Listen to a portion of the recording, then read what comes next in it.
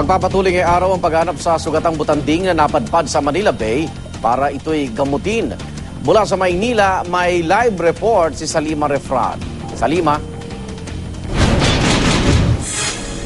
Igan na sa lawat ng Philippine Coast Guard at ang mga marine biologists ng Bureau of Fisheries and Aquatic Resources para alamin ang kondisyon ng butanding na napadpad dito sa Manila Bay.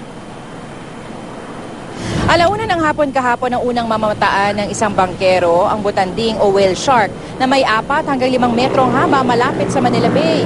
Una raw niyang inakalang pating ito, pero nang mapagtantong maamong butanding ito, inisip daw niyang sakyan ng sea mammal. Pero nang makitang may sugat ito sa likuran at sa buntot, agad niyang pinabigay alam ito sa Coast Guard.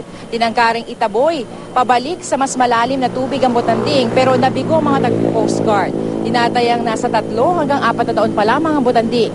Ngayong umaga aalamin ng mga marine biologists ng BFAR ang tunay na kondisyon ng butanding at para gamutin na rin ang mga sugat nito. Mag-aalas 6 na magsimulang mag-ikot ang patrol at rubber boats ng Coast Guard dula ng mga kawani ng BFAR. Dala ng marine biologists ang mga gamot para sa sugat ng butanding.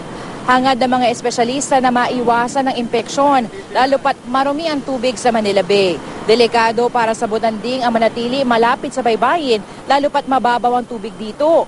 Marami ring sea vessels dito na maaaring kasugat pa ng butanding. Umaasa ang BFAR na magagamot nila agad ang butanding at mailalayo ito. Sa ngayon, hindi pa namamataan ang butanding, pero pananiniwala ang nandito pa rin ito sa lugar. Tuwing umaga kasi mas malaki ang tsansang makita ito, lalo pat ito ang panahong kumakain ang butanding. At yan ang unang balita mula dito sa Manila Bay. Igan? Maraming salamat, Salima Refran.